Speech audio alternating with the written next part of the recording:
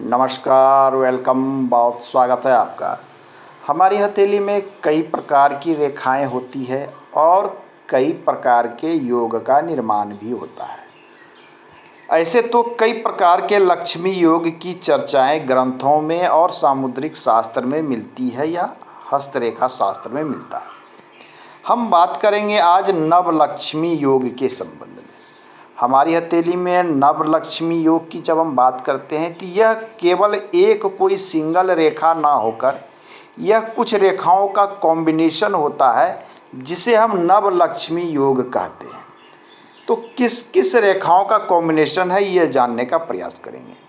पुरुष हैं तो अपने दाहिनी हथेली को प्राथमिकता दें और महिलाएं हैं तो लेफ्ट हैंड को दे सकते हैं प्राथमिकता और देखने का प्रयास करें। ऐसे तो हमारी हथेली में 3-4 प्रमुख रेखाएं अवश्य होती है, जिसमें से एक है ये आपकी हृदय रेखा, यह दूसरी है मस्तिष्क रेखा और यह तीसरी है लाइफ लाइन जिसे जीवन रेखा कहते हैं। यह 3 रेखा अवश्य उपस्थित रहती है लगभग 100% लोगों के हथेली में।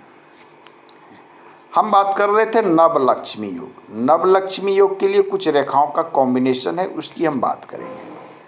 नवलक्ष्मी योग के लिए आपके पास एक बुध की रेखा होनी चाहिए जो आपके मणिबंध क्षेत्र के आसपास से निकलती होगी।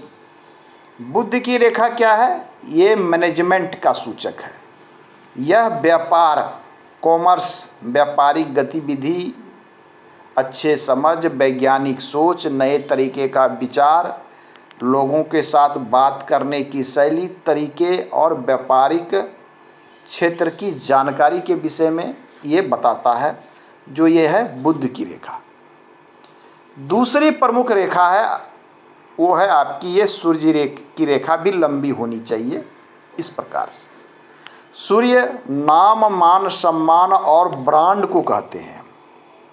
तीसरी जो रेखा इसमें एक कॉम्बिनेशन के रूप में देखा जाता है वो है हमारी कोमल रेखा, भाग्य रेखा।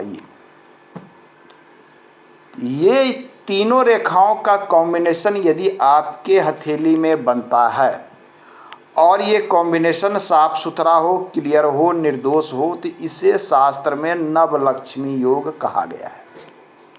कभी कभी ये चिन्ह इस प्रकार से भी बन सकता है। ये देखिए, ये हो गई आपकी भाग्य रेखा, ये हो गई सूर्य रेखा और ये हो गई आपकी बुध की रेखा। ये देखिए, ये भी कॉम्बिनेशन होगा। कई बार ये कॉम्बिनेशन इस प्रकार से देखने को मिलता है, ये भाग्य रेखा, ये सूर्य रेखा और ये हो गई आपकी, ये देखिए बुध की रेखा, व्यापार की रेखा। ये कॉम्बिनेशन इस प्रकार से भी देखने का मिलता है। परंतु नवलक्ष्मी योग के विषय में शास्त्र कहता है कि तीनों रेखा यदि मणिबंध से निकलती हुई प्रतीत हो, ये तीनों रेखा लंबी हो और ये मणिबंध के आसपास, मणिबंध इन रेखाओं को कहते हैं। यहाँ जो 2-3-4 रेखाएं होती है इसे शास्त्र में मणिबंध की रेखा कही गई है।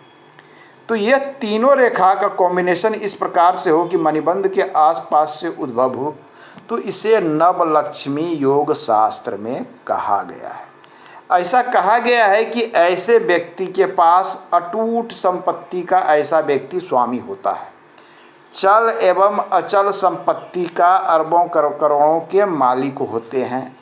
संपन्नता इनके पास हर क्षेत्र में संपन्नता होती है। ऐश्वर्य, मान, सम्मान और नाम का ब्रांड भी होता है। लोग दूर दूर तक नाम से जानते हैं और प्रसिद्धि प्राप्त व्यक्ति होते हैं। तो आप देखें, क्या ये 3 रेखा आपके हथेली में है? लाखों में किसी एक व्यक्ति की हथेली में इन रेखाओं का कॉम्बिनेशन मिलना संभव है।